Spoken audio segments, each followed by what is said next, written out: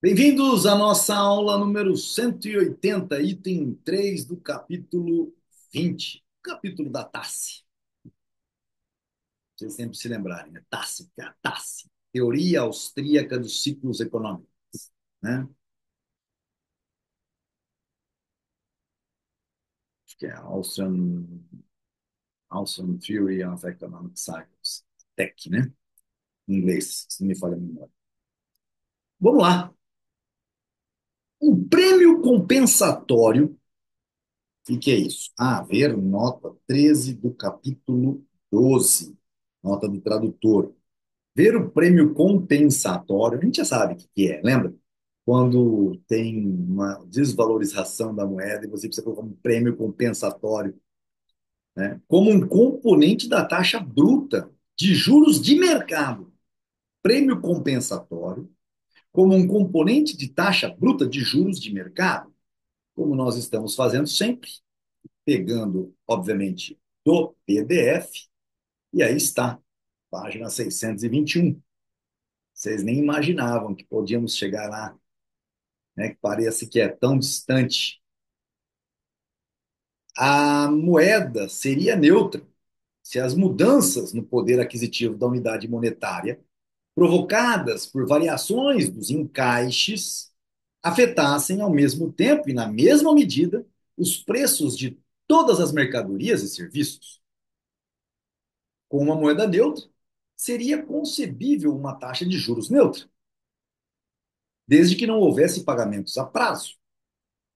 Se existissem pagamentos a prazo, e se não considerarmos a condição empresarial do credor e a consequente componente empresarial da taxa bruta de juros, temos ainda assim que admitir, ao se estabelecerem os termos de um contrato de empréstimo, a possibilidade de futuras variações no poder aquisitivo da moeda.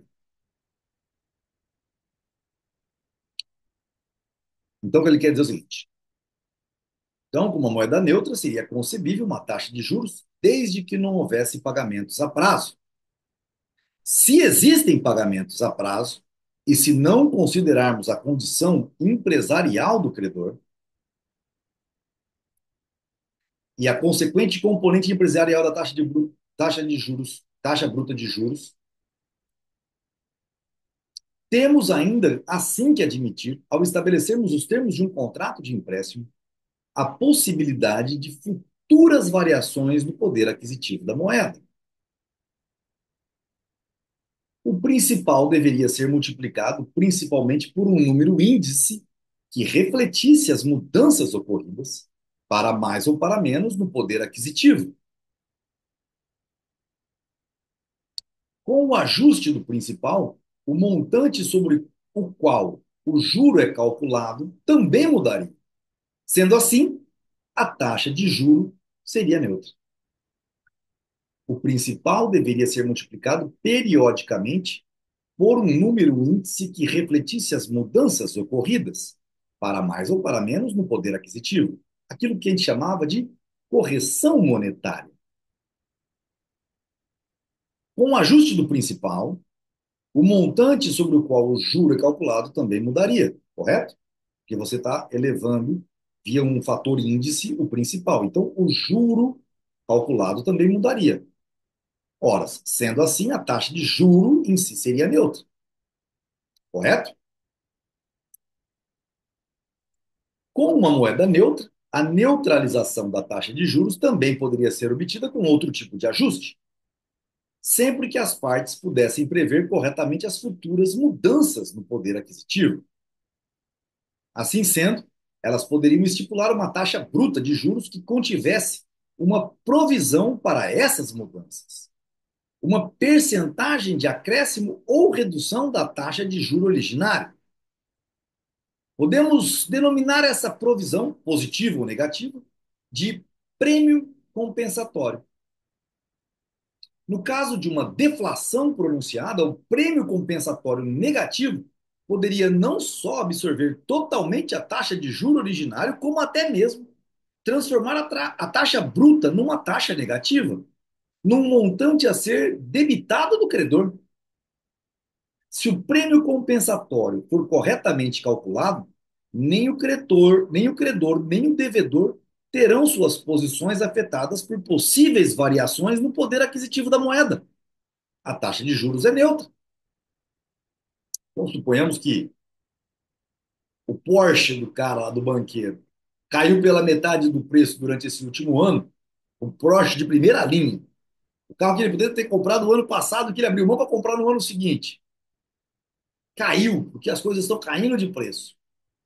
Horas. É isso que nós tratamos aqui de prêmio compensatório negativo. Entretanto, todas essas hipóteses são imaginárias. Não podem ser consideradas sem que se incorra em contradição. Numa economia real, a taxa de juros não pode ser neutra. Na economia real, não há taxa uniforme de juro originário. Existe apenas uma tendência para que se estabeleça essa uniformidade. Antes de o juro originário atingir o seu estado final, surgem novas mudanças que desviam outra vez a taxa de juro para um novo estado final. Isso nós vimos lá na questão empresarial, que ela é sim, o lucro e a perda empresarial é sim algo temporário. Mas sempre surgem novas condições que jamais fazem com que que eles atinjam o seu estado final. Onde tudo está em permanente mudança e movimento, não pode haver taxa de juro neutra. Não pode haver moeda neutra. No mundo real, todos os preços flutuam e os agentes homens são obrigados a se ajustar a essas mudanças. Os empresários só iniciam novos empreendimentos e os capitalistas só mudam os seus investimentos porque antecipam as mudanças que ocorrerão e se preparam para lucrar com isso. A economia de mercado caracteriza-se essencialmente como um sistema social no qual prevalece um incessante estímulo para o progresso. Os indivíduos mais empreendedores e mais previdentes procuram obter lucro, ajustando constantemente as atividades de produção, de forma a atender da melhor maneira possível às necessidades dos consumidores, tanto as conscientes como as latentes, que ainda nem tenham sido sequer cogitadas pelo mercado. Essas atividades especulativas dos promotores alteram permanentemente, todos os dias, a estrutura de preços e, consequentemente, também o nível da taxa bruta de juro de mercado. Quem antecipa uma alta de certos preços entra no mercado como um tomador de empréstimo e está disposto a pagar uma taxa bruta de juros maior do que aquela que aceitaria pagar se a sua expectativa fosse a de um aumento menor ou de nenhum aumento. Horas, se você sabe que vai existir uma inflação de 100%, por assim dizer, em todos os preços, o menor, alguns vão piorar ainda, mas na melhor das hipóteses, a coisa que menos vai variar em 100%, vai duplicar seu preço. Tomar um empréstimo anual de 20% ao ano parece ser algo bom. Por outro lado, o emprestador, esperando também uma alta de preços, só considerar empréstimos caso a taxa bruta de juros seja maior do que seria se a expectativa fosse de uma alta menor ou se não houvesse expectativa de alta. Então você tem que pegar dinheiro emprestado por quem acha que não vai ter variação no valor da moeda. Essa é a ideia de que nós queremos levar para o pessoal do ILAN a comprar energia no Mercado Livre, que estão com contratos de 5, 10 anos sem reajustes no quilowatt-hora, fixados, sem reajuste nenhum. Ora, sabemos que a moeda nossa vai desvalorizar um bocado. Então, quem comprar energia com esses contratos vai sair ganhando muito. O tomador não é desencorajado por uma taxa elevada. Se acredita que o seu projeto tem uma rentabilidade que compense esse maior custo. O emprestador se abstém de emprestar e entra ele mesmo no mercado, como um empresário e comprador de bens e serviços se a taxa bruta de juros não for compensadora em face dos lucros que poderá colher desta outra maneira. Ora, isso aqui é de suma importância. O tomador não é desencorajado por uma taxa elevada. Se acredita que seu projeto tem uma rentabilidade que compensa esse maior custo, o custo do dinheiro que ele está pegando emprestado. Agora, o emprestador, ele se abstém de emprestar e entra ele mesmo no mercado, como empresário e comprador de bens e serviços. Se a taxa bruta de juros não for compensadora em face dos lucros que poderá obter, poderá colher como empresário. A expectativa de uma alta de preços, portanto, gera uma tendência de aumento da taxa bruta de juro, enquanto a expectativa de uma baixa de preço gera uma tendência de diminuição. Quando a expectativa de mudança na estrutura de preços se limita a um grupo de mercadorias e serviços, e quando ainda essa expectativa é compensada por outra, em direção oposta, em relação a outros bens e serviços, quando, portanto, não houve variação na relação monetária, essas duas tendências opostas geralmente se anulam. Ora, quando a expectativa de mudança na estrutura de preços se limita a um grupo de mercadorias e serviços, e quando ainda essa expectativa é compensada por outra, em direção oposta, em relação a outros bens e serviços, quando, portanto, não houve variação na relação monetária, essas duas tendências opostas geralmente se anulam. Mas, se a relação monetária se altera sensivelmente e há uma expectativa de aumento ou diminuição geral nos preços de todas as mercadorias e serviços, uma das tendências prevalece sobre a outra. Surge, então, em todas as transações que implicam pagamentos a prazo, um prêmio compensatório positivo ou negativo. The Rate of Interest, em Nova York, ver Irving Fisher, o autor. Importante lembrar, pessoal, por que que alguns contratos são IGPMs, outro IPCA ou INCC? Ora, é óbvio que está se querendo colocar correções monetárias que são mais ajustáveis para aquele segmento de mercado. O papel que esse prêmio desempenha numa economia real em movimento é diferente daquele que lhe atribuímos na hipótese irrealizável formulada anteriormente. Ele não poderá anular inteiramente, nem mesmo quando se consideram apenas as operações de crédito, os efeitos das mudanças na relação monetária. Ele não pode jamais fazer com que as taxas de juros sejam neutras. Não pode alterar o fato de a moeda ser dotada de uma força matriz própria. Mesmo se todos os atores pudessem conhecer correta e completamente os dados quantitativos das mudanças da quantidade de moeda no sentido amplo no sistema econômico como um todo, com as datas em que tais mudanças ocorreriam e quais os indivíduos que seriam primeiramente afetados por elas, nem assim poderiam saber de antemão como e em que medida variaria a demanda por moeda para encaixe, nem qual a sequência temporal ou em que medida variaria os preços das diversas mercadorias.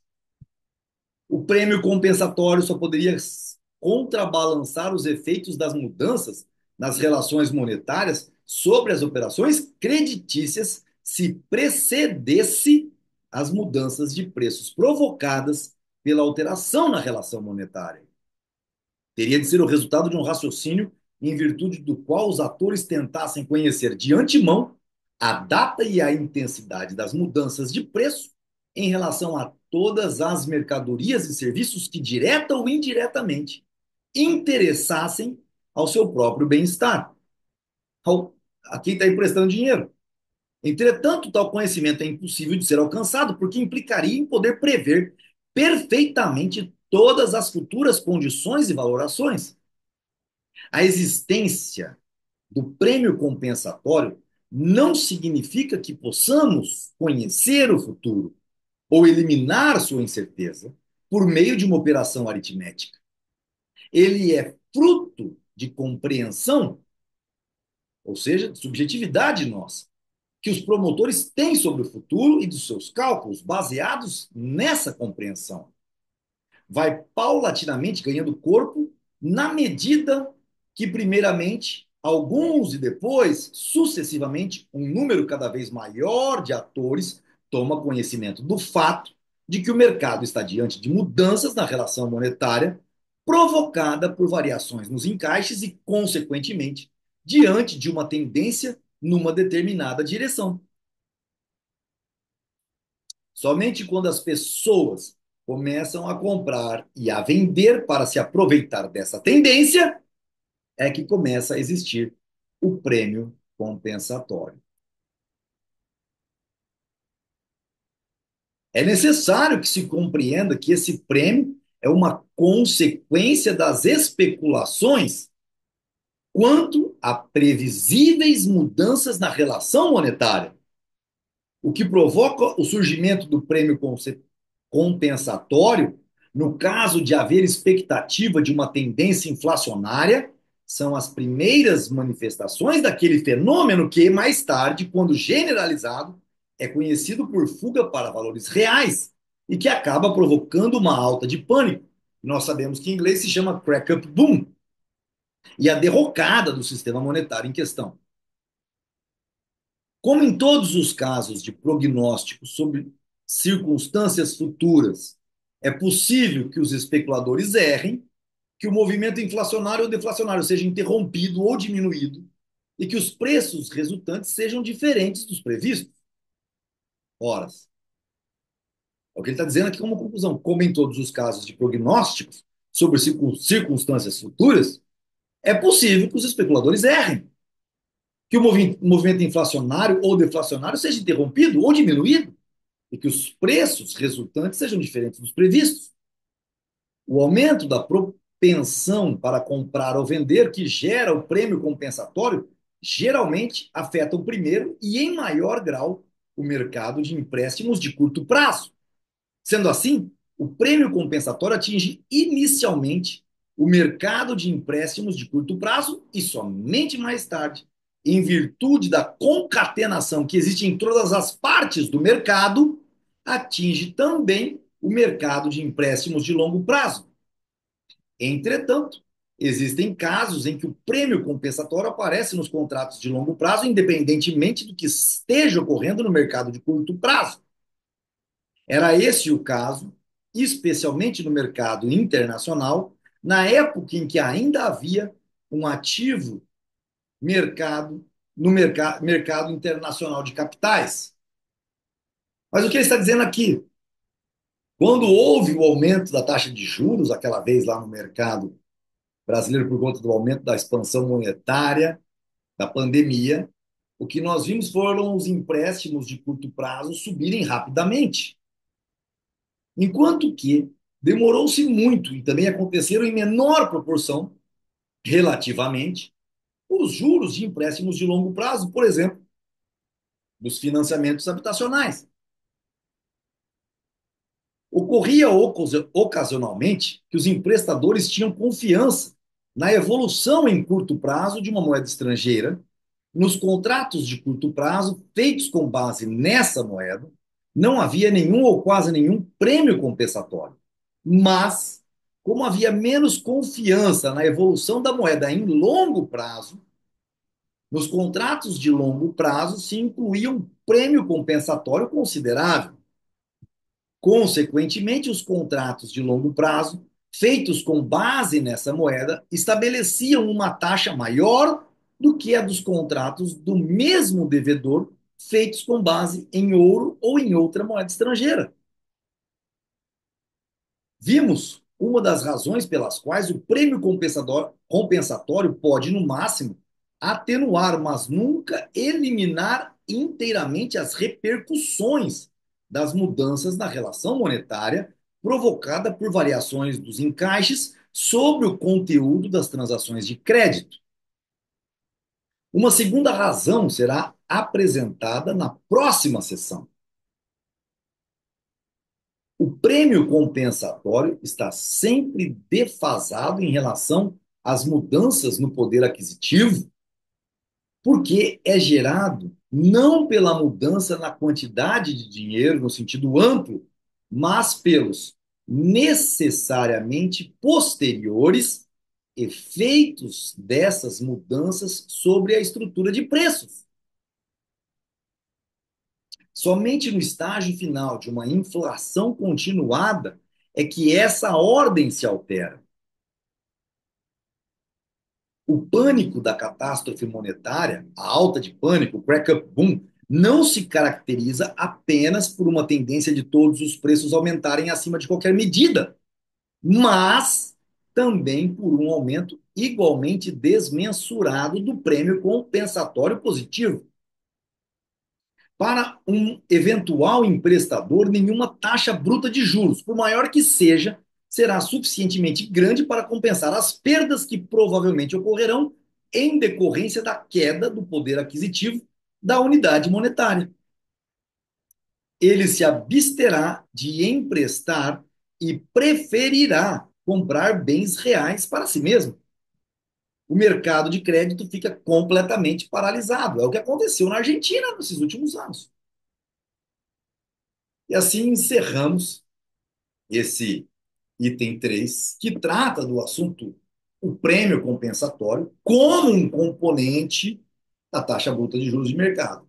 Ou seja, o empresário pensando em que ele precisa reajustar o seu valor de riqueza nesse empréstimo todo, nesse tempo todo.